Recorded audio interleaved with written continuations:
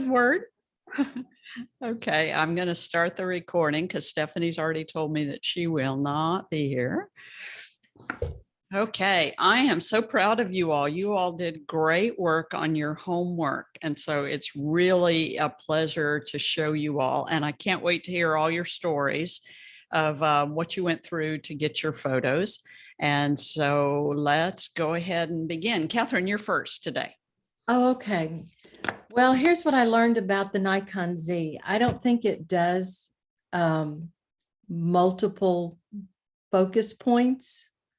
When it says focus, when it calls it focus shifting, it's focal length. And so it's not picking up around. So this first one, it came out clear, but I'm not sure what it did. And it wasn't until I did the last homework assignment, the last exercise, that I finally figured that out. Because I did, I took it, it did a series of photos and I looked at them and they all looked the same. Yeah. I mean, some looked a little bit better and I did stack them. So I learned how to stack them. But I thought, I don't think this is doing it. And then finally, finally at the end, I just took separate photos. I didn't do it in camera. I just did it manually. But it took me a little while to figure that out. And so with this one, I was finally so frustrated. I'm going with this. I'm not sure it's the best, but it's done. Now I'll research it for you on the Z, but on the R cameras, the Canons, if you watch the lens while it's doing the focus stack, it's moving that lens kind of zooming. It is. And maybe that's what it is. And I just don't realize it. I mean, I see that it's the ISO's changing is what I really see inside. And so, but it could have just been because I don't think I had it on. I took it off a spot. I think I had it on matrix and maybe it was just that I was there and it was already in focus. It wasn't, either I wasn't close enough or there was something I was doing different. Yeah. But anyway. Yeah, because I got real thrown off with that, but I'll check with that on that Z and see if that works. And it shouldn't matter whether you're on spot or matrix, but you'd probably want to be on matrix metering. Right. But also one individual focus point, because if you're on all the focus points, then it may not work as well. Yeah. So but it's clear all the way. I could see a difference in some of them. So I know it did something. Okay. And it's really not working on too much area because it's working on like about that. Right. Yeah. But it looks clear to me. Looks nice all the way around. Good job. All right. Then here's your water. Yeah, this was from a distance. And this was when I did it at first, I had a piece of fabric. And so I was going to use that because it had flowers and designs and it was kind of a summer pattern. But everything was blurry and I couldn't find my Rain-X. I knew we had Rain-X and I had found one and went through this whole thing, finally found the Rain-X and then couldn't focus. And then it dawned on me, I finally put a pair of scissors down so I could get the focal point on the glass. Correct. And so then it was like, oh, so this was the first one, just doing, the whole photo that I took. And then I sent another one that was just pulling in on it close up. And so there's just a single flower. So that's what you see in the background. Yeah. And so, but after I did it, but it took him over an hour to get that far. So I kept doing it, putting it, taking out my card, going and looking at it. And so when I got at least this, I went, okay, I got it. Did you all find the same thing, that it was hard to focus on the glass? Yes. Yeah. It took me a while to finally figure it out. Good. Not alone. No, you're not alone. I was like, I was just about to give up. But I persisted. Good. And that's what it takes. It just takes persistence on these things. The only thing is I still don't think that the flower is as clearly in focus. And so I probably still needed a little more focusing, but I could tell it was a flower this time. Yeah. So I quit. And did you try focus stacking on this one? No. No, I did Okay. not. Okay, because this is, the water drops are a good one to do focus stacking on, because you have to think about that bubble being 3-dimensional. Yeah. And then you might need that focus point all the way through the bubble to get the flower in there. Yeah, I think I was so bumfuzzled by the first one Yeah. that I did that I thought, and I may have done it and it just didn't work. I don't, Mhm. now I don't remember, but I don't think I did. I think I was like, I'm not doing this. Okay. Okay. You did. There's something I don't know and I'll learn next week. You did a good job. You did a good job. Okay, very good. Okay, and then this is your water drop. This is when I focused it manually and then stacked them. And so I had fun doing this one. This was a calla lily left from Easter. And so I actually got a little bit of reflection in the drop. My husband said, I can't see you in there. And I said, I do, because I knew I was standing there. Yeah. And so, and this one I never could get the back end of it. Evidently I didn't get focused there, at least when it's stacked. And I don't think any of my photographs, I just didn't get that one, but I was able to get the other drops pretty clear. Yeah. So, Yeah. It's nice and clear. Nice and clear. So this one I felt like, okay, I think I passed on this one. Very good. Very good. Any questions for Catherine on her pictures? No? Okay. Good job. Yeah, you got it. You did it. Yeah. Yeah. Okay. Wayne, here's yours. Okay, this is the focus stack that I did, and cropped a couple of petals off on each side, but anyway, after talking to the professor again, I finally got it right. Yeah. Now, Wayne also sent me all of his pieces. And so I want to show you his pieces. And I don't think I got them in the exact order, but these are Wayne's pieces. And so this is difficult to see because it is in focus here, and it almost looks like it's in focus on the back petals at the same time. You know, the stem stays out of focus the whole time, but this one, you can't see much change. So Catherine, where you were talking about, you know, I couldn't see much change. You know, if you think about it, a Gerber daisy is what, a ½ inch thick. So it's not much space, but then here's another focus, and the front little petals right here are now out of focus. And then here's another piece, and the interior is like sharp focus. That's just like really great focus right there. But now you can see the petals out here are out of focus. And once again, Wayne, I didn't get these in the right order, I'm sure, but now it's focused right in here, and they're out of focus back in there. And then here it's getting more in focus toward the back, more in focus toward the back. Yeah. So you see it, you know, it's a ½ inch that we're dealing with. And so you're not noticing a whole lot of difference. But if you know that you focused on different places, then you know it's there. So Wayne, did you just focus on different petals, or did you use the focus stacking mechanism? I had to, you know, I still got the 70. Okay. Mark II. So yeah. I changed each focal point. Okay. Just focusing on different petals as you're moving through. Petals, different areas, right? Okay. Okay. Good. I did this at F8. I don't know if, you know, if you do it at you know, like what difference would it do if I was at F4? And that's going to narrow it down. So I'm assuming so. What ideally do you try to? Well, I still try to do the F8 unless I've got a close background that I'm trying to completely blow out of focus. And then when we do the F8, F8's probably enough to do the Gerber daisy anyway. But then those back pedals and the front pedals, making sure all of those are in focus, then it's still a good focus stack. You Yeah. just don't notice much difference in it. Yeah. But I like your background. I think your background works really, really well. So it came out looking good. Right. Even though you beat your head against a wall.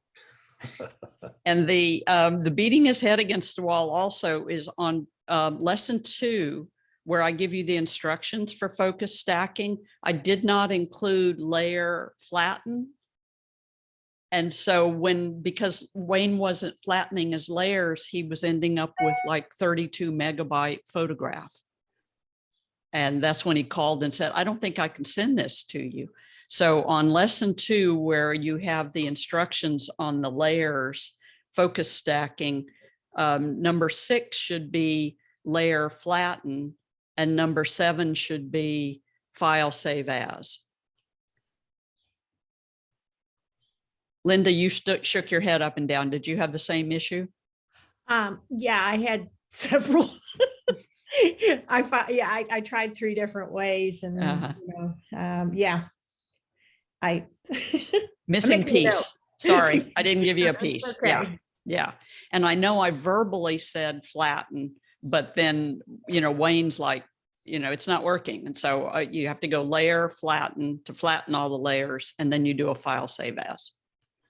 Well, I remember you saying flatten after you told me again. Yes, yes, yes. I couldn't yes. remember.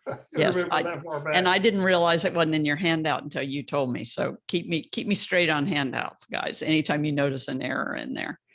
But I think you did a really good job on this one. And then here's your water drop on your leaves. I was having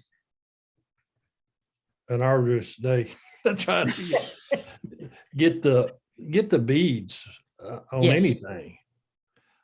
Even though I did the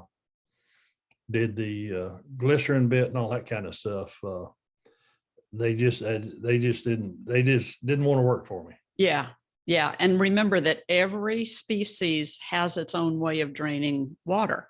Mhm. And do you remember what plant this was? What the leaves came off of? I think, okay, that come off of a shrimp plant. Shrimp plant. So see, it might be one of those plants that just doesn't do a real cool. Yeah. And the shrimp plant flower itself was worse than that. If worse is such a word. Okay. Arduous. So not every plant, leaf, flower does a really pretty bead. Every Yeah. one of them drains water some way. Mhm.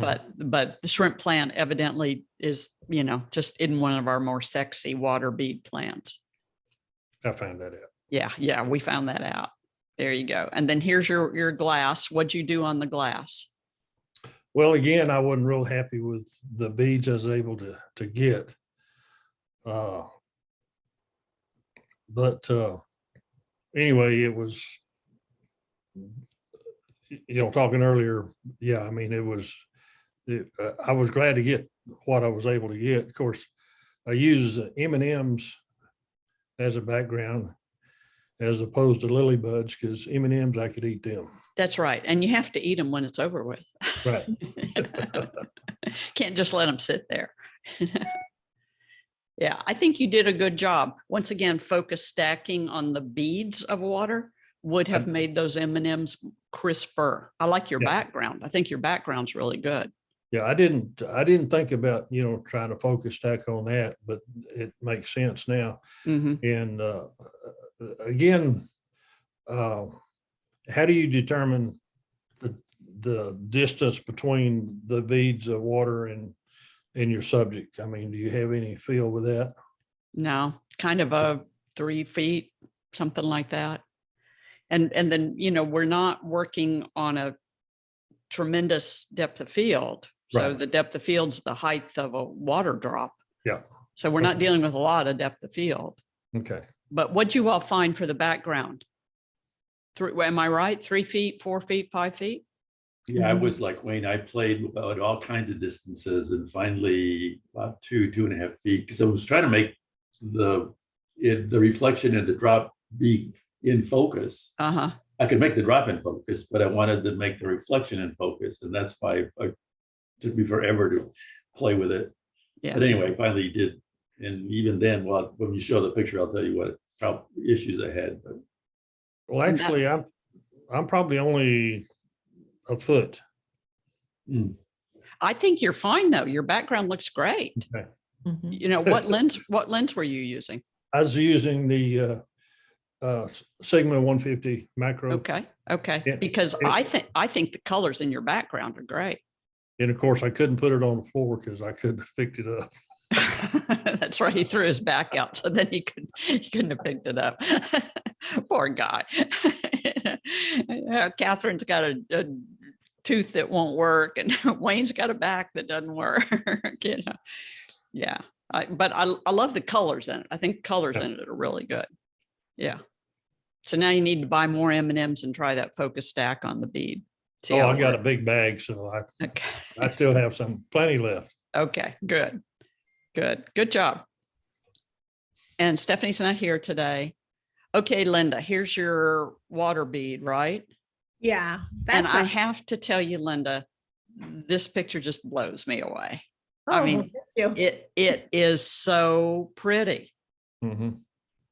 it's a house plant. I don't Uh-huh. remember what the name of it is. Yeah. And I had just watered it, and that's what happened. Uh-huh. Most of my things are just what happens. Yeah. That's sometimes what works is serendipity. Yeah. Yeah. Yeah. Thank you. But I love on this succulent how it beads water. It does. Yeah. It's Yeah. kind of this, I'll have to see what the name of that plant is, but it just kind of has these long stalks that Mhm. flower, certain times of the year. Yeah. And Yeah. I think that's my blue watering can behind it. Well, I think the blue, we're going to talk about color harmony today, but I think that blue is right in the color palette of this greeny gray and then the pink. And as a result, to me, the colors are just all in harmony with each other. Well, thank you. Yeah. And then the beads of water are great. Yeah, I loved those 3 beads. Uh-huh. Mm-hmm. Yeah. Yeah. Any comments from anybody else? Stephanie, did you spray water on it? Did you use the glycerin to make those beads or? No, I just watered the plant. Best looking bead so far. Spray it? When you watered it, did you spray it? No. Oh, it just does this? Just kind of watered it. Yeah. Uh-huh. But then you see how the water gathers. So it just all, because of the structure of the plant, it just all Yeah, clumps wow. together. That's It doesn't awesome. run off. Yeah. Yeah. And I would suspect because it's a succulent, it doesn't want all of its water to run off. It needs that water to stay. But I love it. I think you did a great job on it, and the way you composed it and the way the drops are. I think you did a great job.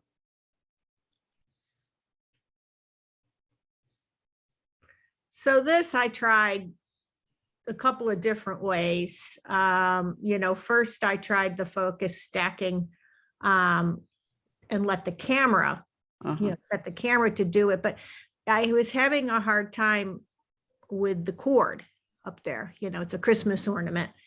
And then I went with where I took the photos and then tried to focus stack them, in Lightroom, Photoshop. And I didn't like the results as well. So the best results, and I'm still not sure that cord is in focus, was where I did the touch on my Uh-huh. LED screen and Mhm. just went around and touched the different Mhm. areas. Mhm. Yeah. And, I like that because we can touch the back of the screen. Yeah. And so the camera's on the tripod and we can just touch the various places we want to focus. And I do like that on the mirrorless. Well, I didn't have it on a tripod, but I had it on my desk. I Uh-huh. had the camera flat on my desk Okay. and then had this with a white poster board Yeah. behind it. Yeah. It's a good job. Ed, you were gone. Let me show you this flower, the previous flower. Look.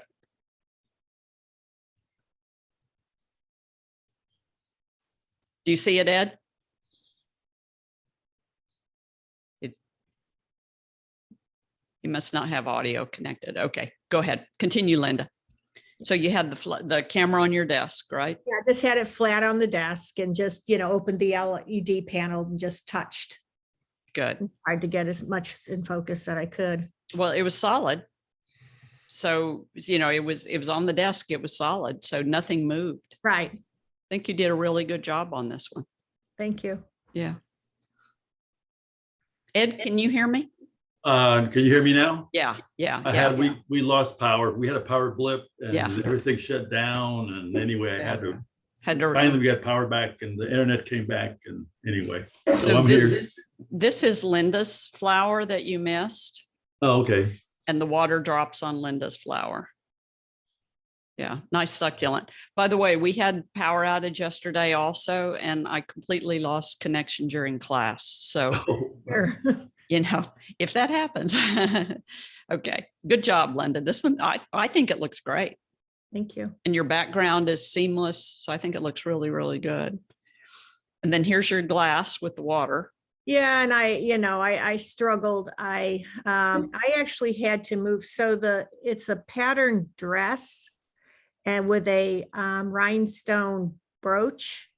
And I had to move the fabric up closer. I just couldn't, I was having trouble with the drops focusing and, I tried manual and automatic and everything. And so this was the best I could do. I finally moved the fabric up closer. Yeah.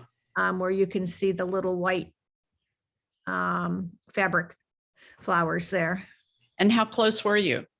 Well, I was very close. Very close. Yes, probably just a few inches, actually. Yeah. Yeah. This one's interesting because this bead back here is, to me, totally in focus, this Mhm. little one. But then this bead, this big one, is out of focus. And then this one, we've got a pretty good focus in it, but this one we don't. So I'm thinking that these two beads of water are pretty, not that high up, but they're higher up than the other beads because you've got focus in the little ones, but you don't have focus in the big ones. Well, I took the water, and that could be because the drops probably were different size because I took the water with my hand from a cup and just splattered. Oh, yeah.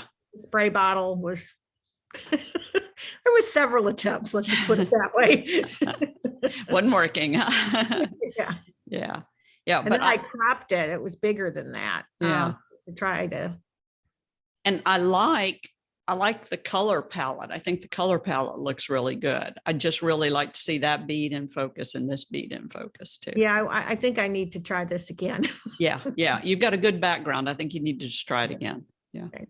Did you Rain-X the glass? I did. And then Uh-huh. stupid me, I went and I got the bottle underneath the sink thinking it was the water bottle, and it was the vinegar water bottle that I used to clean with. I squirted it. It's like, that smells like vinegar. Yeah. So I had to go back again. Uh-huh. It's amazing the hassles we have on these Yeah. photos. Amazing. Okay. Good job though. Really good job. Okay, Ed, here's yours. Okay.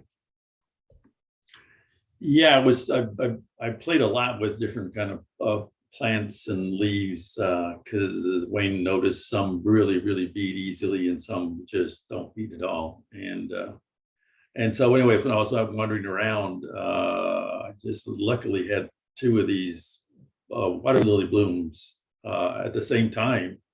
And water lilies typically bead up real easily, and so do the leaves. So I sprayed some water on them and I thought, okay, this will work. Yeah. Yeah. Yeah. You see how, these bead well. Yeah. Yes, they do. And because I tried a bunch of different plants and I didn't want to get the leaf in focus. So I forgot what f-stop, but it wasn't I could have used like F16 or something, but I didn't because I didn't want the leaf. I wanted the flowers look like they were standing above the leaf, which they were. Good. And then I used a preset and did vignetting on the edges to darken the edges. Mm-hmm. Mm-hmm. Yeah, I And- noticed, Linda, you did that too on your picture, didn't you? You used a vignette along the edges. Yes. Yeah, it helps to draw the eye to the center. So this is good. I like it. It's well composed, looks real good, and definitely shows the water beating. Yeah. Okay, so what were your hassles? Trying to get the distance between the picture below so that these little guys were in focus. This happens to be a calendar from National Geographic. I think. Anyway, it's a fish with all the little blue things in the back. Those are all fish eggs. Yeah, It's a fish sitting on top of hundreds of fish eggs. yeah. And so it took a while, and I finally got, although this one, the one in the lower left is not quite sharp, but some of the other ones are more sharp. Yeah. Yeah, so this one's pretty sharp. This one over here is pretty sharp. This one's sharp. I would have liked, this is just would have liked, because I know how hard this would be. But these beads right in the center, if the center of the fish's face was in the center of the bead. Yeah, I know what you mean. Yeah, And so anyway, I spent a lot, and then I realized the glass I used had little scratches on it. See those little scratches? And I thought, oh no, I'm not gonna do this again, for God's sakes. And I even had to use the heel Okay. function to get rid of the really bad scratches. okay, And it's like, oh no, okay. So use a piece of clean glass yes. and then scratch-free glass on top of that. Well, it didn't look that bad just to the naked eye, but then I took this with the sun shining on the glass. And so it really made the little imperfections stand out more than Yeah. if I hadn't done it that way. Yeah, it's amazing what you find once you get really, really close on this stuff. It's like, oh my gosh. And yeah, I understand the feeling of, okay, we're going to work on it anymore. Yeah. Finished. Yeah. Yeah. I love the colors. I think you did really well on the colors. Colors are neat and pretty good solid brown little balls. Yeah, Ed, did you drop those on there or did you spray them? No, I used glycerin. I used a bottle of glycerin and just dropped them. Is this pure glycerin? Yep. Oh, no water in it. No water at all. Okay. Okay. And is the glass Rain-Xed? No. No. So then you just put the glycerin on it. Okay. Yep. Okay. Pure glycerin, guys.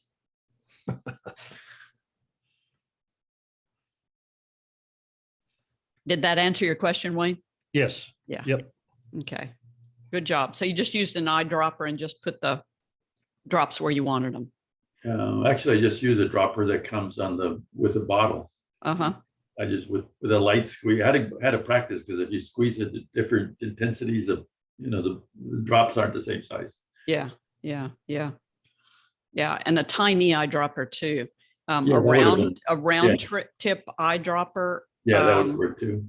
It makes them too big Oh, okay.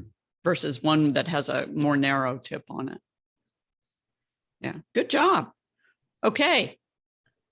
Next one, Wayne. Ed. Yeah, focus stacking, I used, I think 8 exposures on this. And in focus stacking, of course, you focus the first point on the closest. Uh-huh. And then, so it,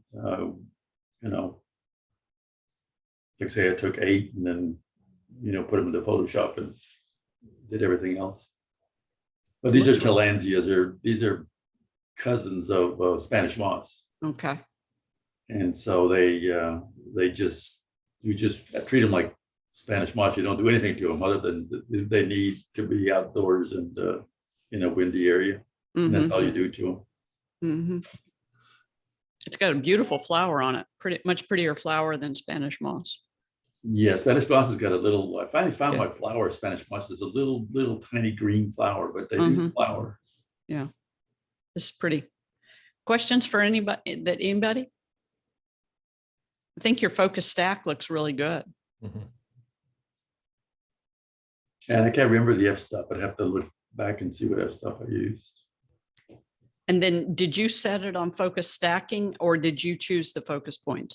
No, I got lazy and chose focus stacking. Okay. So it did a good job. Yeah, no, it worked really well. Good. Okay. And it's good too, because the background's not in focus. So keeping the focus stacked so that the background stays out of focus makes it look a lot more natural. Yeah, I used in Bridge, I used that select subject option. And so then I darkened the background. It did a good job of selecting the plants. Very good. And so then I did an invert and then it selected the background and then I made that darker. It's good. It's good. Everybody know what he's talking about? Yeah. I could use a little clarification. I've not used Bridge. Okay. It's the same as if you're using Bridge or Adobe Camera Raw. And if you'd like, I'll make a video for you all and post it. But if you're in Adobe Camera Raw or Lightroom, I'm sorry, Linda, Lightroom or Adobe Camera Raw, you pull your picture up and then you go to your masking tools. And that's your icon that's a round circle with that's grayed out. And then you do select subject. And when the new one, when you select subject, it turns the subject red and the background gray. And if it's selected well, which it does 99% of the time, you can go with that, or you can then get the brush and fill in the gaps that it might have missed. And then if you want to, and then anything that you do to the subject, you have your sliders, your exposure, contrast, white, black, you have all your sliders. So you can do that just to your subject and not the background. And then you can inverse it, flip it. And now you can work on just the background and not the subject. Oh, okay. It's a great tool. Really, really good tool. Yeah. So try it and you'll see. It works really well. Okay, good job. So questions for each other as you all went through your homework? No, y'all good? Okay. So the focus stacking, number one thing that I can pass along on focus stacking is always make sure that you start on the closest object to the camera. And then when you're focus stacking, then make sure that you end on the last area that you want. That's hard to do when you're determining 6 pictures at 1 increment or 6 pictures at 2 increments. So sometimes we just have to work with that to know your camera, and that's going to change as you get closer and that type of thing. But then when we put them all together, it gives us that in focus image all the way through. This is a blend on a passion flower of 10 images and just starting on these buds right in the beginning and going all the way to the end. But you notice in the blend, I've got a blurry edge right here and I got a blurry edge right here. So sometimes when you do the blends, we end up with these kind of little funky imperfections. When we, this is just letting the camera, letting the software do the blend. This is no blend at F11. And Wayne, you were talking about this, that, if we use the f-stop, would it have given us pretty much the same thing? But this is, whoops, I'm sorry, go back. So this is a blend of 10 images starting with the front petal going up, front leaf going all the way back. And then this is just a simple F11. And F11, the foreground buds would have been out of focus. The leaf's out of focus. This bud right here is out of focus. Tools that we can work with. Yep. And then this is a focus stack. These guys are so small. They're railroad character things that you put on your miniature railroad, and I put them on a pine cone. And by the way, I had to glue them down because little boogers wouldn't stay where they were supposed to stay, and so they're on just regular old loblolly pine cone. And I just focus stacked on auto, starting in the very beginning and moving all the way through. And then this is a focus stack up and down, because somebody asked me this question in one of the previous classes. Well, do I focus all the way through or do I focus up and down in the photograph? And this is what would happen if we focused up and down. So if we just went up and down as opposed to going the depth of the photograph. So you have to go the depth of the photograph. And this is 7 points So I just use the 7 different points in the photograph. So whether you focus on the individuals, whether you let the camera do it, you've got different options. Okay, so color wheel. Now I take you into color harmony, because many times in macro photography, we are adding an artificial background. And what color we add, what palette we create, is something that some of you all might have it just innate in you, and others might really have to go back and refer back to the color wheel. There is this wonderful website that Kate Smith at Sensational Color runs, and her essays on color are just interesting to read. Because, you know, unless you've done a really deep dive into why colors match and that type of thing, we talked about it a little bit more in flower photography, but it might help just to go to Kate Smith's Sensational Color website and just read some of her blog posts about why colors go well together and what's happening with the human psyche. I think she's really good, and she says what she needs to say really well. But using this color wheel as a guide to help us out, we know that yellow, red, and blue are the primary colors. But then as we start moving from yellow, red, and blue, between yellow and red, for instance, if we take red and add just a tiny bit of yellow, we get red orange. And if we add an equal amount of yellow, we get orange. And if we add a quarter amount of yellow, we get yellow orange. But then moving toward the center is adding white. And then if we add just a little bit of gray, and if we add a little bit more of a tone of gray, then we eventually get these deeper tones. And so understanding what's happening with this color wheel and why colors match the way that they do, it's kind of an interesting subject. Usually if something's across from each other on the color wheel, they are colors that are in harmony.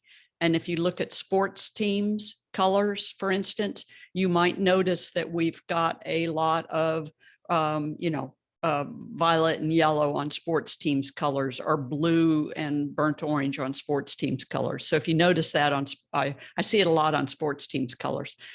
The good thing is that in nature, most of the time, the flower and the leaves are in color harmony with each other. Rarely do you see a bird that is not in color harmony with each other, with all the colors on the color wheel.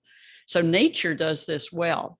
But when we throw an artificial background on one of our macro photos, we might just create a total clash of colors. And that's where it helps to make sure that we're in the right color palette when we're adding artificial backgrounds, and that we're adding the right color to the background.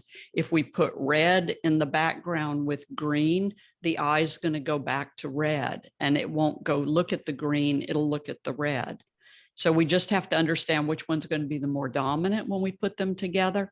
The eye always goes to a primary color first, so it always goes to red, yellow, or blue first, and then it will go to the secondaries and the complementaries.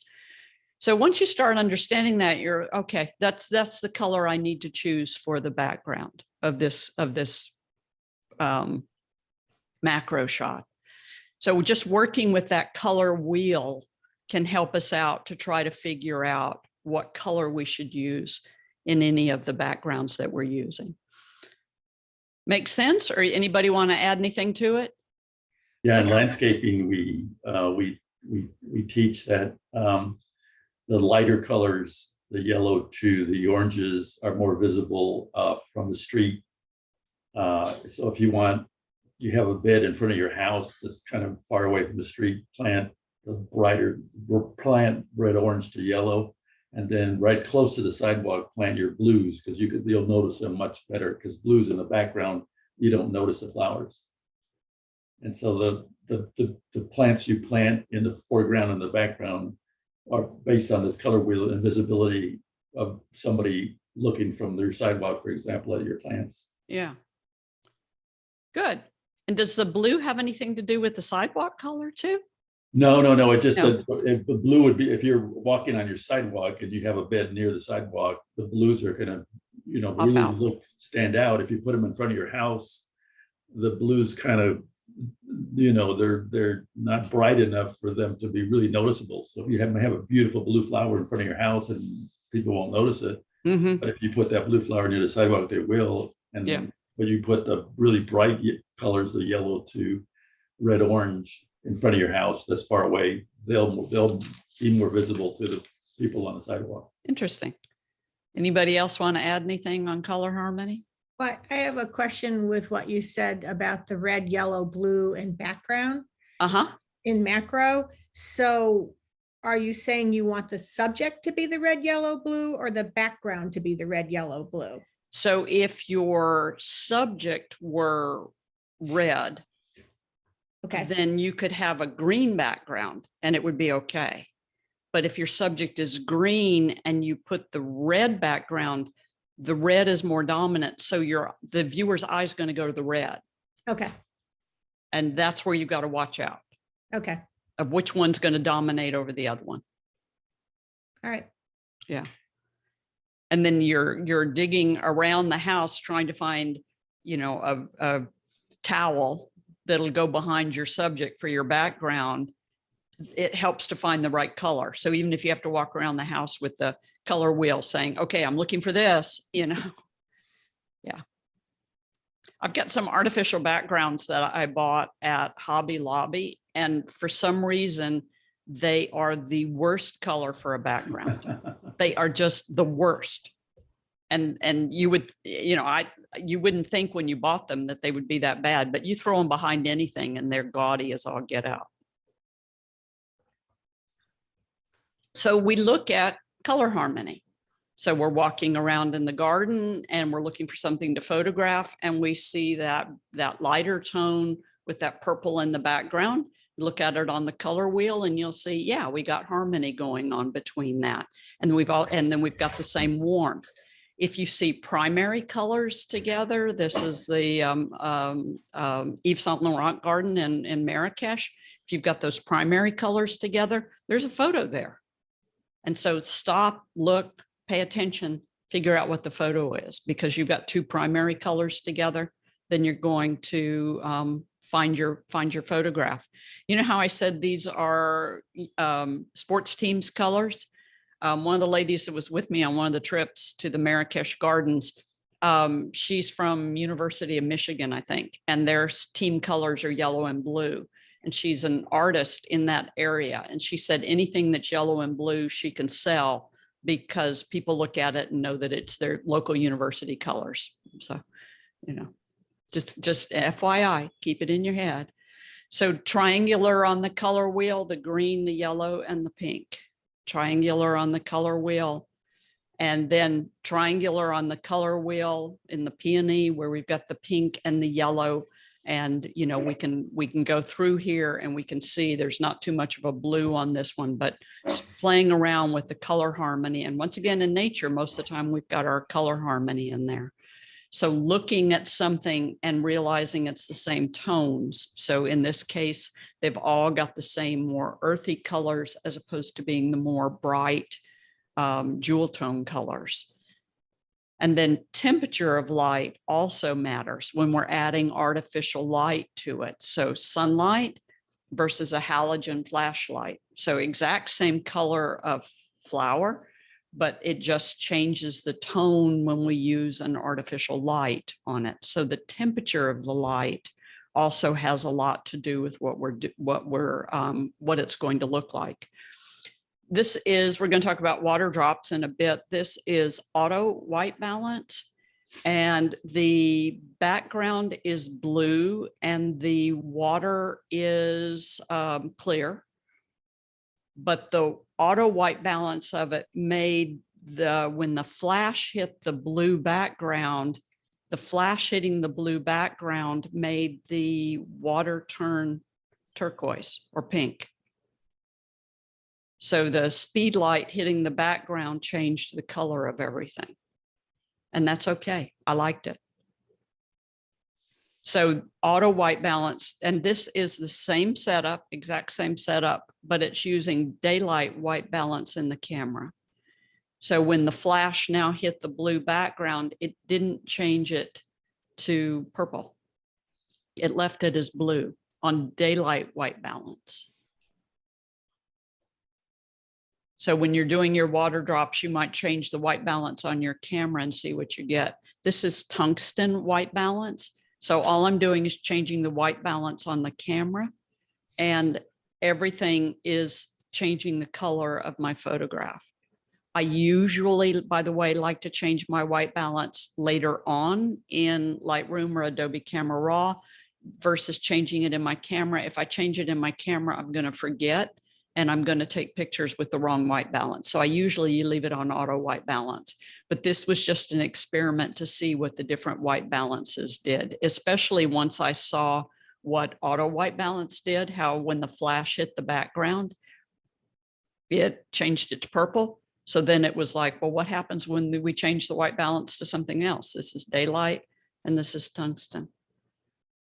So just interesting things that happen when we change the white balance on the camera. We get cooler tones, as we saw in Linda's picture of the succulent.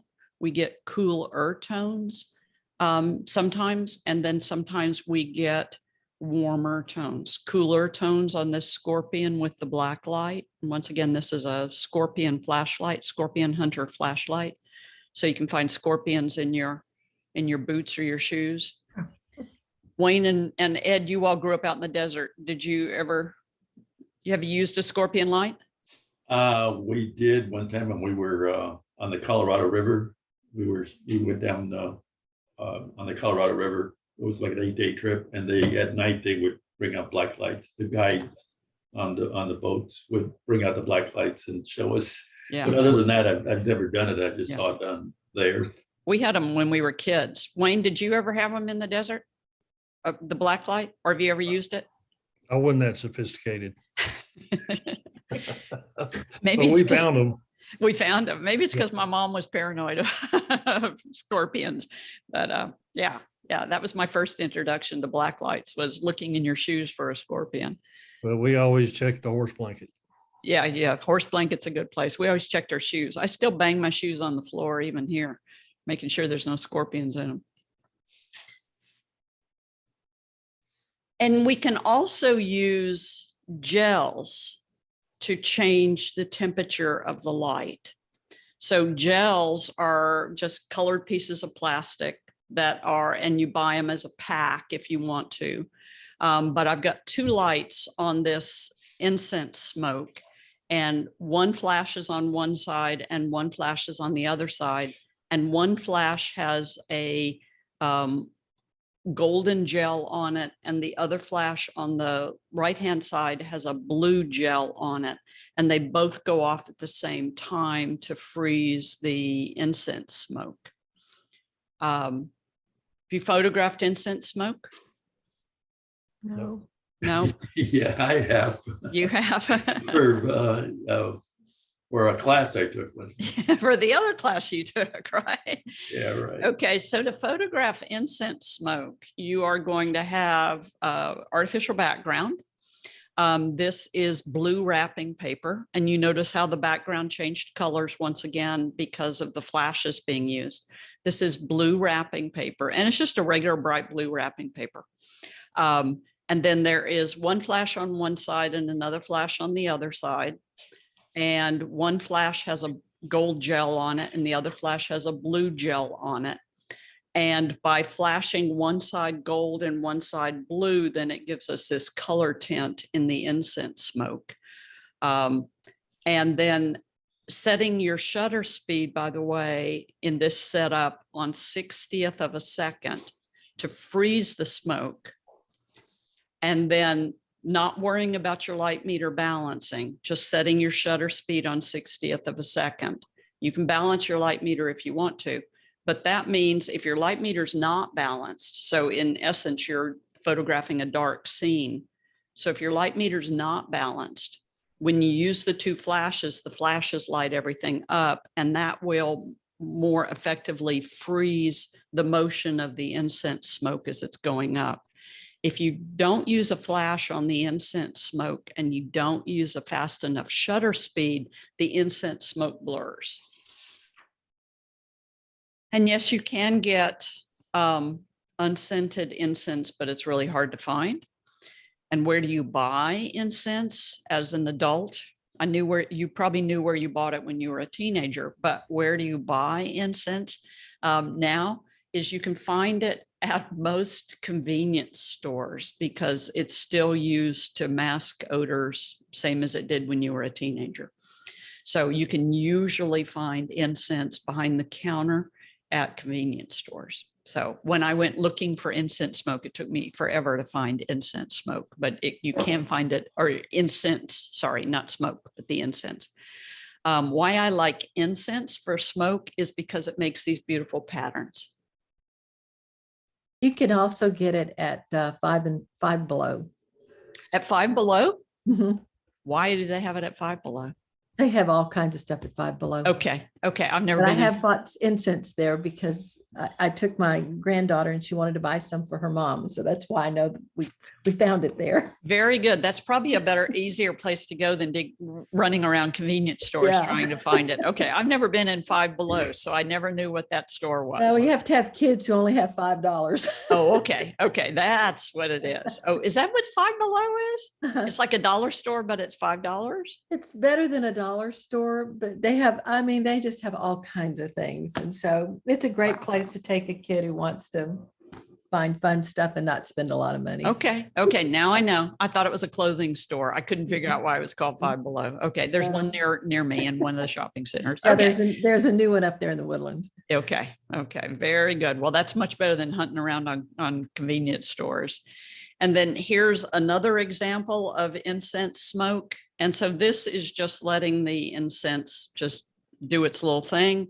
This is a black background and one flash on one side with a blue gel on it. If you don't have gels, then you could just look around and see if you can find a piece of blue cellophane that's wrapping something and wrap it around the front of your flash. And then you're using the flash at a 60th of a second shutter speed with maybe 2 stops underexposed to let the flash do all the work. So manual exposure, 60th of a second shutter speed, let the light meter be 2 stop underexposed, which means it'd be a pretty dark photograph. Use the flash just to light the incense smoke from the side. And that's what gives you that ability to get that beautiful patterns and shapes in the incense smoke. Questions, Linda? Yes. Okay. I don't have a flash per se for my new camera. I have one of those ring flashes from my old camera that I think would work. Yeah. Could I maybe use a flashlight or something too? Or It won't work with a flashlight because it doesn't just hit it once. But use your ring light okay. and see what it does with your ring light. And then because I can't really wrap the gel around the ring light, or can I? Could I hold the gel or try You could hold the something? gel in front of it, or you could even tape the gel in front of it. Okay. Yeah. Yeah. All right. Yeah. Get So creative. yeah. So that's a setup. Yeah. There you go. Exactly. So also with your macro photography, think about the degree of light. How much light are we going to use? Do we want to see the table?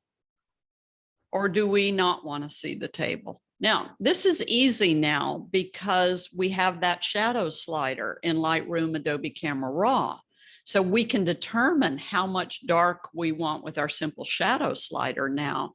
But when we're actually lighting things up, think about how much light do we want to add? Do we want to see the whole edge of the table, or do we not want to see the edge of the table? So the degree of light matters also when we're setting these up. Down in Costa Rica, canna lilies, they're hedges. And so it means that we can just, spend a lot of time working on these different, these beautiful blooms that cost us a lot of money up here. But how much light do we have going down the throat of it, coming from directly overhead? Or in an agave, the degree of light that we've got. So how much light do we have on this? This is a reflector going in on the center of the new growth of the agave, the Havard agave out in the desert. So how much light do we actually have, the degree of light? And I want to show you just an example of this when I was working on some cicada shells. I'm not too good on finding live cicadas, but I do find their shells around the house periodically. And so this was just a little collection of shells. This is the degree of light. So you see, I've got some light here. And in this case, I'm using an LED light with an artificial background. And then in this photo, I've moved the light. So I've got the light coming in a little bit more toward the back one. So you see the differences in the lighting going on. And don't pay attention to whether it's a blend or it's a not blend. It's really more the lighting that I want you to pay attention to. So with the LED lights, the stationary lights that we can position, we determine whether we want this much light or whether we want this much light. I think this light's coming from more underneath where the other one's coming from more to the side. So play around with how much light you want to be on a scene. And this is just an example of how much light is on this cicada shell versus how much light is on this cicada shell. Because it's coming from a little bit more underneath, I've got more detail in these little hooks on his, and the more detail on the legs. Got that glare on the wings though, of course, right there. So, you know, just play around with that degree of the light when we get into our artificial lighting. And then here's another example. This is the 24-105 RF lens, but here's another example of just playing around with the light coming from kind of underneath versus light not, or coming a bit more straight on so you don't notice as much. So coming from underneath versus coming straight on. So you've got, especially now with working with stationary lights, and when you're setting up your flashes, figuring out how much light we actually want to be on the subject and which angles we want it to be and how much intensity we want it to have. Now, playing around with reflectors. How many of y'all have reflectors? So I know you've got one, Catherine, Ed, Wayne, you've got one?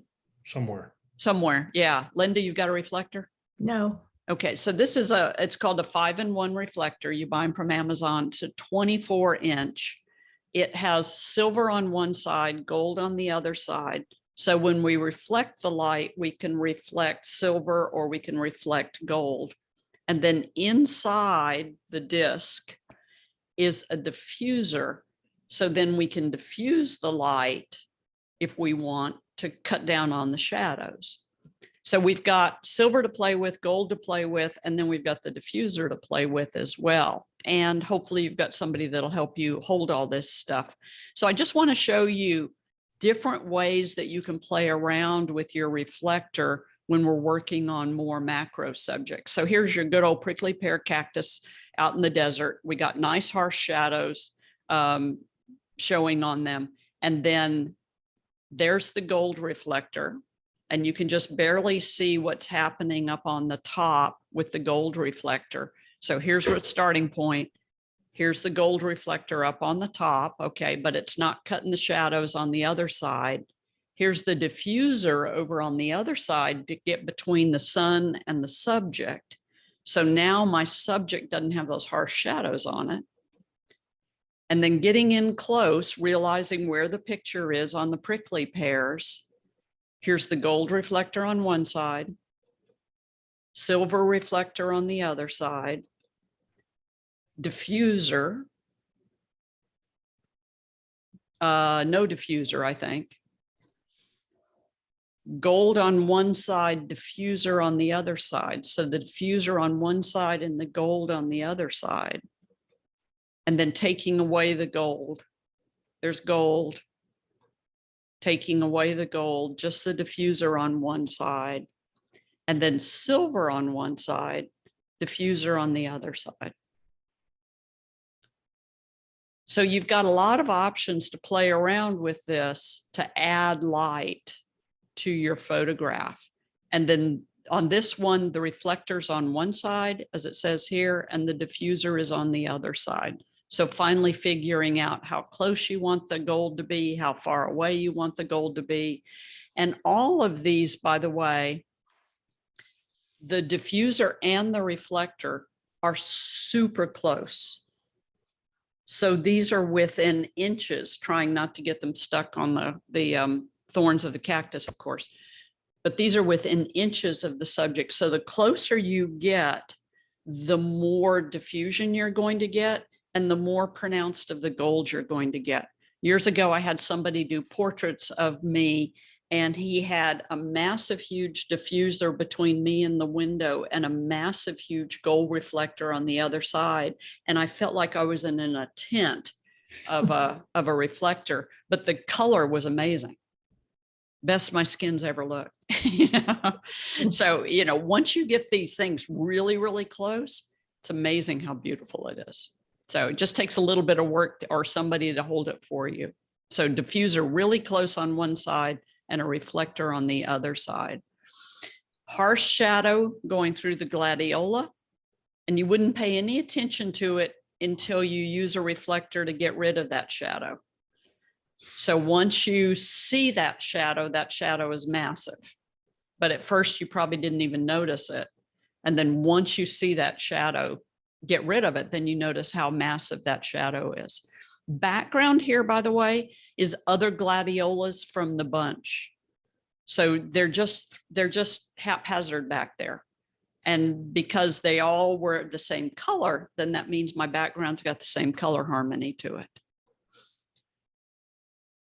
So on the incense smoke, I talked about using 60th of a second.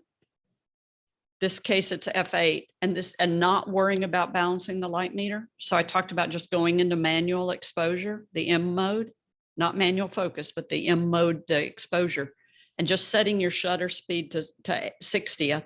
And don't worry if your light meter balances or not. In this case, it's at F8. And when you do your flash, the flash is going to dominate the scene because your light meter is underexposed. But these modern speed lights, like the 430 from Canon, the 580 from Nikon, or the 500 from Nikon, any of the modern speed lights, wherever you focus, that's where they send the light. So once you set the flash, Nikon or Canon, on TTNL, wherever you focus, that flash has now been set to go to the focus point and turn off. And if your light meter is not balanced, in this case, it's underexposed.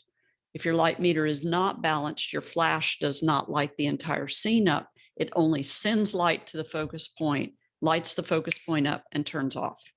So that's the way that a modern flash is set when it's on TTNL or eTTNL. So underexposed, whatever it takes to get 60th of a second.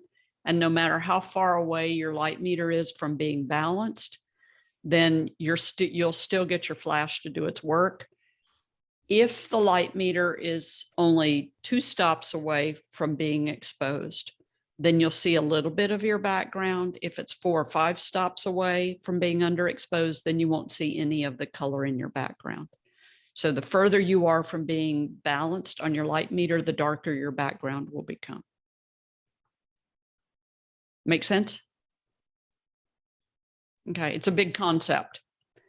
And then here I am at 5 times life size using that special lens that I showed you all. This, once again, is just because I'm so close to that monarch egg. I'm just letting the flash do all the work. So 60th of a second shutter speed, flashes off to the side so that it's angled down. So I get a shadow on the monarch egg, and then get the monarch egg in focus. And then 60th of a second, I don't care whether the light meter is balanced or not, because I'm only dealing with a space like so big. So the flash is going to take care of all of that. And this is a focus stack also. Pain in the behind to take. Yeah, because it was just so small, just so small. Okay, so in addition to your flash, anybody already have this? No. The LED light? Yeah, I Ed, do. you've got one? Yeah. Linda, do you have one yet? So, No, okay. So these are nice, whether you buy the Savage, which is a little bit more expensive, or whether you buy the GizTech. For macro photography, these things to me are just really turning out to be the thing to have. And then also, oh, it's moved away. I thought it was on my desk. You can get the Lume Cube that I showed you all in the first lesson also. But these are good for your stationary object. These will not do the exact same thing as a flash would do on trying to stop the smoke or on making sure that 60th of a second froze that monarch egg and froze any vibrations. So the difference here is that this doesn't freeze the action like a flash will help you out to do, where the flash will freeze the action. So the flash will freeze the water drops. These LED lights, these won't freeze the water drops. They'll light things for you really well, but they're not going to freeze. So if we're trying to freeze something like the water drops or the smoke, then that's when we want to use our speed lights or our flashes. When we just want to light things up, the LED works really well. So two different reasons for using two different objects or tools. Questions on this? yes. Yes, go. So it looks like it's attached to the camera. Is that, and that just flashes like a flash? It's on, it's a continuous light. So what if you just use a little LED light, say from like a light box or something? Does Same that- thing. Yeah, so Okay, I do this have doesn't have to attach to the top of your camera. It's a video light. So when people are okay. doing video with their SLR cameras, then this video light stays constant instead of a flash. So, but you can take it off and you can move it anywhere you want, front, back. You can use two of them. You can, the nice thing about this LED light is that we could also change the temperature from amber to pure white. Oh, okay. We can change the intensity of the light. We can move it to the side, move it up, move it down. And you can hook it onto a tripod, a light stand, or you can just set it up and lean it on something. Okay. Okay. By the way, if you haven't thought about buying a light stand, for macro photography, a light stand's a handy little gadget to have. Usually cost you about $30-something. You think of them as a small tripod. They're not carrying a lot of weight. I've got about 3 of them now, and they just telescope up. You have to sometimes get them with a little ball head on the top, little tiny ball head. So that ball head allows you to angle the light, move it around, move it up and down. So those light stands are a good little gadget to have. You can put a flash on them if you want to, and that's another good reason to have them. So if you've got an extra tripod around, then you can do the same thing. But if you don't have an extra tripod around, you might consider buying a couple of little light stands. So LED lights, and I want to show you a little commercial that I did for Hunt's Photo and Video on this. And this shows you what the GizTech light does. So GizTech's just another brand, GISTEQ. And then you put a diffuser in front of the LED light, diffuses all the light.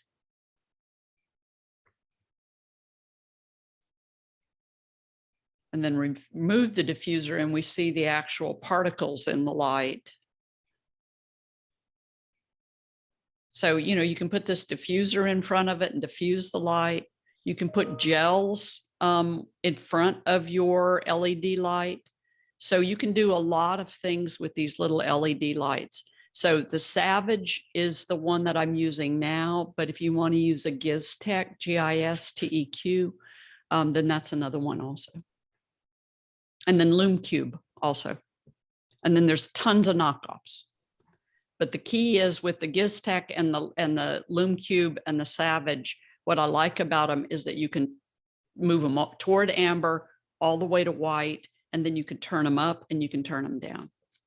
So you can vary the amount of light that we're getting at any given time. So your direction of light, putting the light behind the banana leaf to get the frog on the banana leaf as a silhouette, as you've done with me in Costa Rica. And then just playing around with how much light we're going to put on that flower, what the degree of light is going to be, how much we're going to diffuse it, lots of different things that we can play with. So playing around with how much light is falling on your subject, whether it's diffused light, whether it's not diffused light. And then there's another gadget that you can play with, a macro light box. Anyone have one of these? I do have that. You have that, Linda? Have you played with it? Yeah, I have a little jewelry store and I'll put my jewelry in there. Okay. Play with it. Okay. Good, good, good. You can show us pictures of your jewelry. You can use that as macro. Yeah. Okay. Yeah. Yeah. It diffuses the light top, bottom, side, and then it folds up into a little circle so you can pack it away. I can never get mine back into the little bitty case. It Yeah. sort of, Stays it out. never goes back in. Yeah. Yeah. But it's nice because you can put your object in it and then we can diffuse the light. You can use flashes on the side to light it up.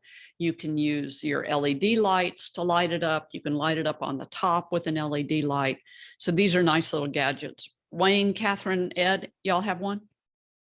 No. No. Okay. So just once again, not very expensive, just kind of a neat little gadget for you to have.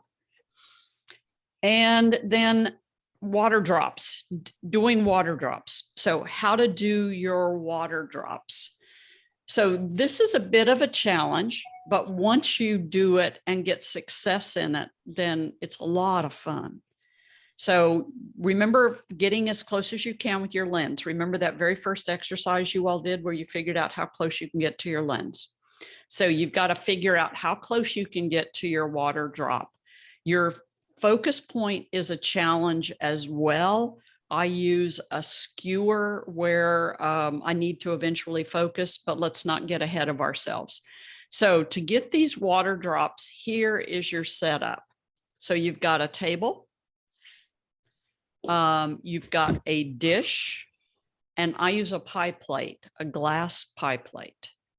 Unfortunately, a lot of glass pie plates have the name of the company embossed on the bottom of them, and you're going to see that name of the company embossed on the bottom of them.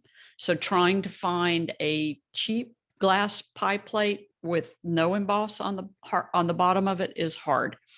So anyway, some sort of glass dish. So maybe even something flat that you've got that's a glass dish. And then you need a water dropper that's going to drop the water. I use a saline dropper for my contact lenses because it'll do one drop at a time.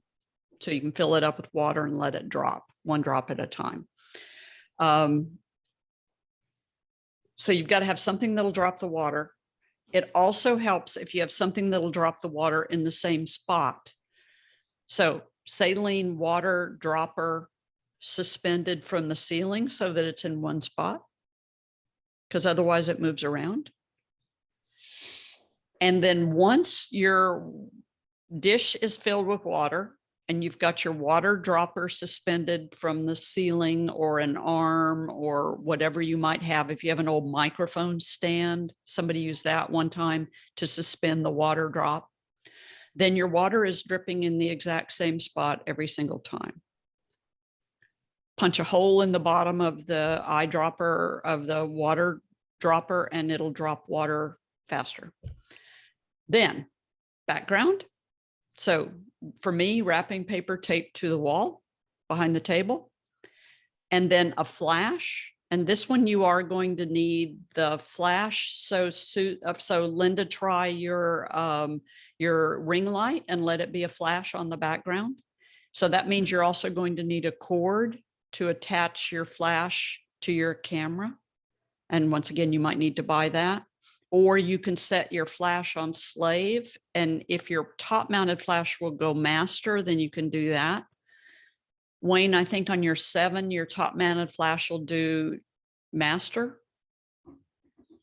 I think I haven't flashed, used a flash in a while. Yeah. So I think it'll do master, but we don't want the flash hitting the front water drop. we want the flash to hit the background, because when the flash lights up the background, what we're really photographing is the light coming through the water drop.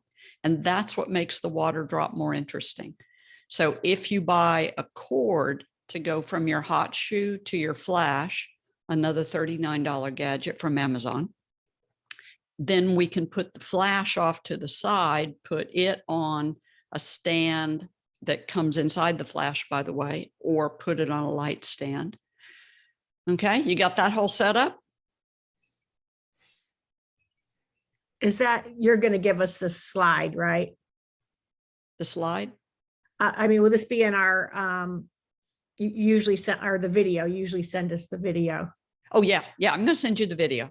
Okay, otherwise I'm going to take a picture of it right now. Yes. I'm going to send you the video. It's recording right now. Yeah.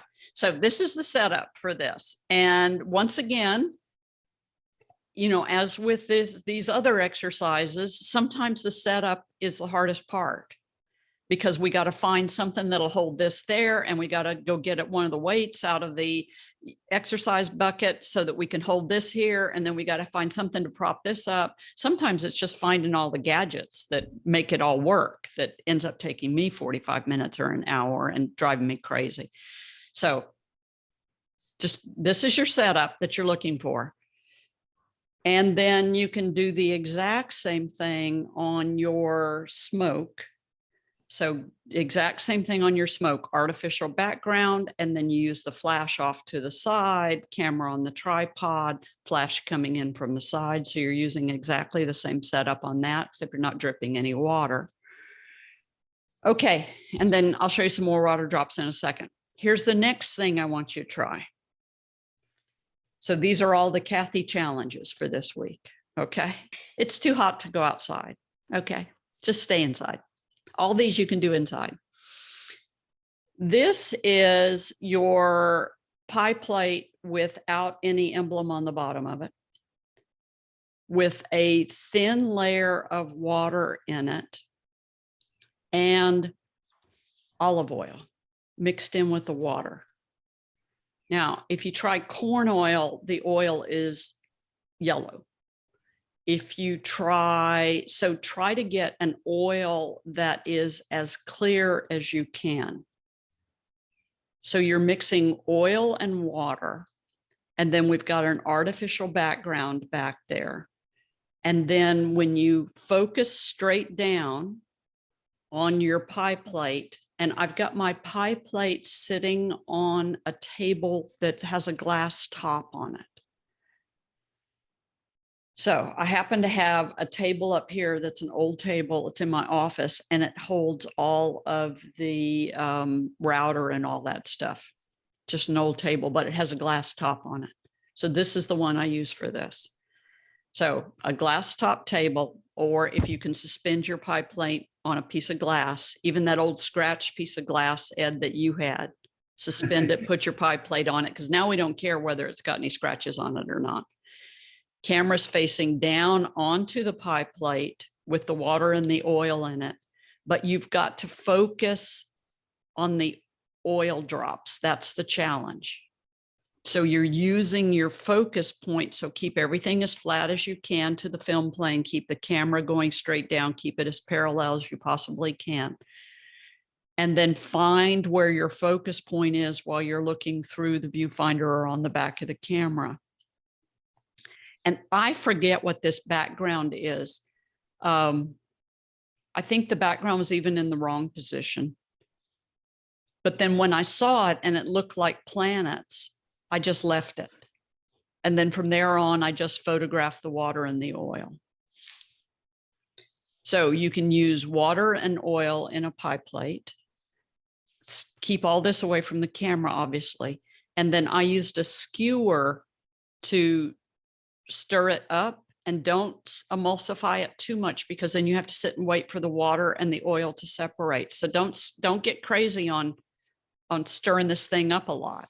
Just put your oil in there and then start just kind of swirling it around a little bit. This is water and oil, and then throwing food color in it, and then swirling the food color.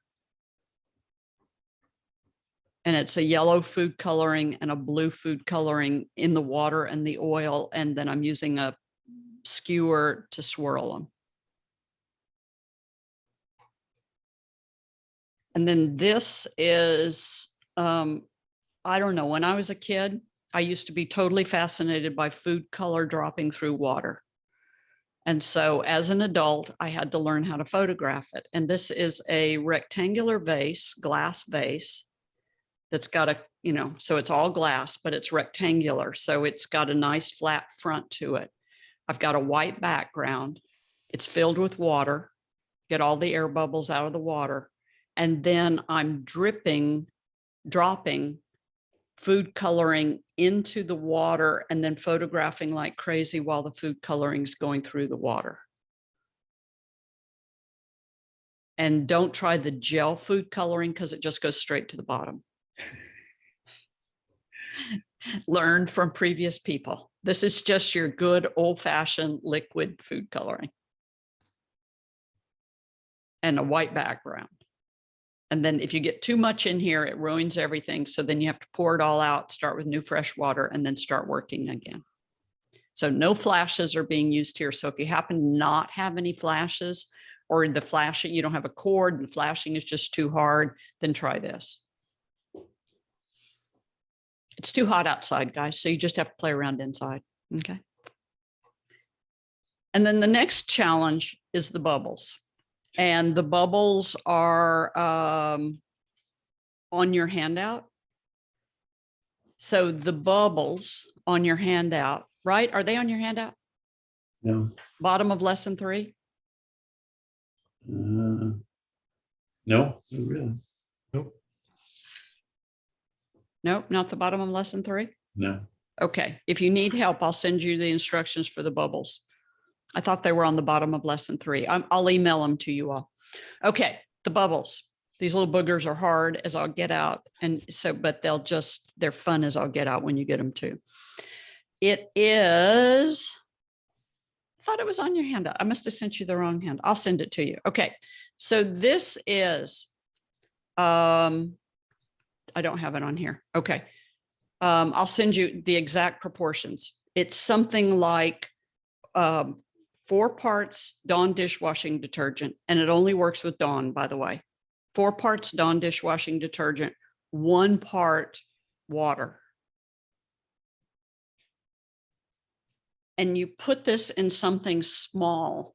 So I use the top to a water bottle. And then you have to get yourself a straw. And when you blow air gently into the water bottle cap, it makes a bubble.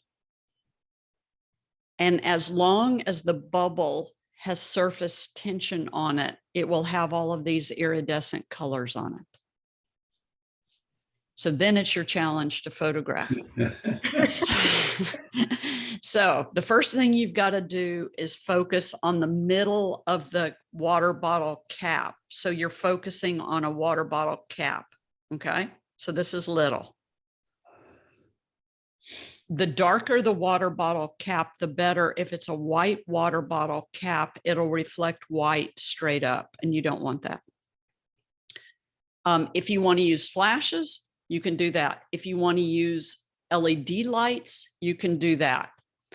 But you want a relatively fast shutter speed because all of these iridescent colors are moving around and you can see them with your eye. But your bubble, once you get your bubble blown, your bubble should stay there for a minute or so. So you got a minute or so to work on this from a photo point of view. So a cord helps so that once you get your bubble, you can just step back and start taking pictures of your bubble. Autofocus turned off so that you focus in the middle of the water bottle cap. So you should be in the middle of your bubble. You see here that I'm not in the middle of my bubble. So I've got drop off on the depth of field. Also your background, black works the best for me. So I have a couple of yards of black fleece from Hobby Lobby. And the nice thing about this too is once you get soapy water all over it, then you can just wash it. So it's no big deal. And then diffuser helps, especially if you've got light from a window or light from an overhead light. So this once again gets crazy because this bubble reflects any light that it sees. So Susan, if you were to try to do it in that beautiful solarium room that you have, you're going to have reflections all over your bubble. So I end up doing, sorry, Linda.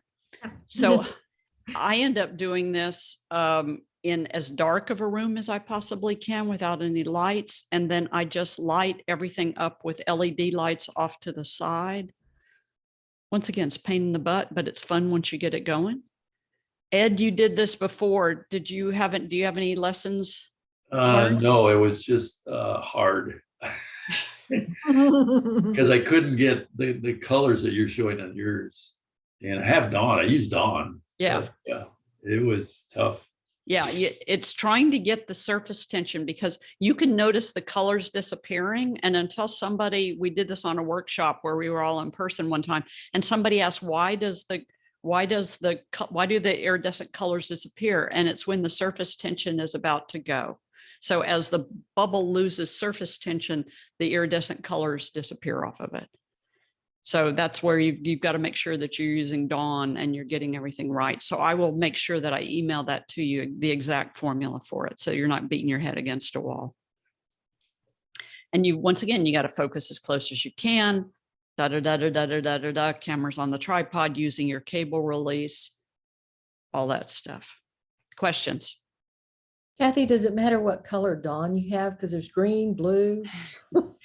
I don't think it matters. Okay. Now you'll send me to the store, won't you? Because I always buy the blue because it matches my kitchen. And I have greens. So and you have green. Okay. I don't think it has any difference. I don't think it makes any difference. Okay. We just use Dawn because Dawn is supposedly the best one for this. Yeah. You know, those bubbles that the kids have might do as well, but supposedly the Dawn holds the bubble for longer. Well, we've used Dawn and mixed it with the bubble soap because it will hold it. And we do it over the pool. And so it'll make great big giant bubbles that then you can kind of catch and you can see the light in it. Yeah, you can see the light in it. Exactly. Or the colors in the light. Yeah. So see, that's a bigger bubble. So if you could catch that bigger bubble, you would have more opportunity to do that surface tension. But it'd be catching. I have to go back and look because I took pictures the last time we did this in the pool. And I'll have to see if I can zoom in on some of those. I've not done that. Yeah. But it's up against, I'm looking down, so the reflection is the bottom of the pool. So it's kind of a bluish color. Okay. I'll throw those in there and show you what we did. I'll take it. Yeah. Okay. So I want to show you what some previous students did in other classes. So this is the water and oil. And if I am remembering right, baby oil, Ed, you're the chemist. Baby oil doesn't work well because baby oil is so fine and it mixes with water. Is that right, Ed? I'm not sure about the baby oil. I can't remember what kind of oil I use. I think Johnson's baby oil is a real fine oil, and so it doesn't separate out from the water like we want it to. Yeah, it might mix with the water. It mixes more with the water. Yeah. So here's just the beautiful colors in the background and all the different bubbles around it, but there's a nice sharp focus, at least here on these bubbles right through here. So looking through the glass. So you've got your piece of glass left over from last assignment. Here's another one. And then it appears as though there's some sort of stripy thing because we've got different colors here and different colors down here. I just liked these from previous classes. I love this one. So just one big glob, but then it has a lot of other emulsified oil in it and a nice stripe background. So that stripy background is a nice, good background back there. Here's another pretty one. And once again, pretty colors through this one. And this one, we're pretty good on these. The bubbles have pretty good focus in them. And then here was a neat one with the smoke. Looks almost like a person. Yeah, doesn't it? And then you can see the degree of light on the vase and then the degree of light that we've got on the smoke. And I think, if I'm not mistaken, this was all LED lights, one coming forward and one going to the side, if I'm not mistaken. So it gives you another idea with the smoke.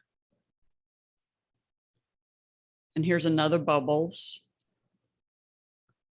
And here's another bubbles. So just don't take my examples, use what the other students have come up with as well. And then I love this one. Lots and lots of bubbles, bubbles and oil. And then here's a water drop. And the focus is on the edges, but unfortunately didn't hit the front of it right there. But here's a water drop, the crown. And then here's one more of my bubbles. So here's your formula right here. So your homework assignment is you are going to photograph water dropping into a pool of water, photograph incense smoke. Catherine told you can buy it at Five Below. And don't do it outside, by the way. The wind, even though there's no wind, it won't form really nice patterns. So you're going to have to end up doing this in some sort of enclosed area where there's no wind. The food coloring swirled through the water, if you want to try that one. So just dropping the food color in the water with the white background, or if you want to use another background, you can. The water and the oil. So this is another option. And then the bubble is 1 part Dawn, 3 parts water. So I would have 3 parts Dawn and 1 part water. So it's 1 part Dawn and 3 parts water. And all of this into 1 tablespoon of glycerin. Now, for me, this was just too complicated. So 1 tablespoon of glycerin, and then put some Dawn in it, and then put a bit more water in it. So if that kind of helps you out, doesn't have to be absolutely exact. And then use a straw to blow the bubble in the solution. And don't blow too hard the very first time, because then you get lots of bubbles and you got to wait for all the bubbles to dissipate, or you got to sit there and pop them all. So it's a 1 slow blow to get a really big bubble. And then once you get a really big bubble, then just start photographing like crazy. So get everything set up before you blow your bubble. So work on any or all of those, as many as you want to, as many as you have access to, and see what you come up with. You have a whole week. Do you suggest like a burst for like the water dropping in the pool, using a burst? Yes. Now, if you do a burst, what you've got to realize is that your flash is only going to go off on the first one. Oh, okay. But, you know, while the water's dropping, once I get it all set up, sometimes I'll just sit there and I'll just click. And I'm just waiting for the flash to recycle. Okay. Now, down in the area where Ed and Wayne live, there's a guy that got crazy with these water drops, and he actually has the rail that goes across the top, and he has the water dropper, and he has the handle on the water dropper so that he can determine how much water he's dropping. And then he's got another handle where he can drop a second drop of water on top of the first drop of water. Wayne or Ed, you all know who I'm talking about? No, he's a friend of Jerry. He's a friend of Jerry's, yeah. And he does an amazing work. Yeah, he does really good water drops. But, you know, he's built the whole erector set in his garage. Yeah. And then the hoses and the tubes and the colored water and the colored, and he does milk and paint. It's great once it's all set up. It's out in the garage, keeps you occupied in the garage. Okay, so you have lots of things to work on this week, lots of things to play with. And then I will send you, now I don't have to send you the formula for the bubbles. Any questions before I leave you all? Mhm. Not at the moment. Not the moment. Okay. You know where I am in case you need to. Okay. So I will see you all again on the 28th, the next Tuesday morning with your homework assignment and seeing those little bruises on your forehead where you beat your head against the wall. No. On the last class, do we have homework on that one, or will that just be? No, you're all caught up on your homework unless you want to go back if there's something you missed on the last class. No, I'm sorry, I'm lesson 4. On lesson 4, Of this no, class. you don't have any, and you don't, this is your last of your homework assignment. Oh, got you. Okay. Yeah. Yeah. Cause I won't see you after lesson 4. Yeah, I wasn't sure what we were gonna do there, so just. Yeah. Okay. Yeah. Just more weird stuff for you to think about. Yeah. Okay. Just a new way for you to learn your equipment. If you think about it, you're learning lots of stuff about your equipment. Yeah. Now, Wayne, when's your camera come in? Well, I don't know. They said it wasn't, the first shipment date's the 23rd. Now, whether I'll get in that queue or not, I don't know. Okay. Gotcha. Well, fingers crossed you get in that first queue. Okay. Yeah, but I probably wouldn't use it for the lesson because I'd be beating my head against something else trying to learn. Exactly. Okay. I will see you all next time. Okay. Okay. Thank you all very much. Thank you. I'm going to stop sharing my screen. All and right. I'm going to turn off the recording. Whoops. Turn off the recording.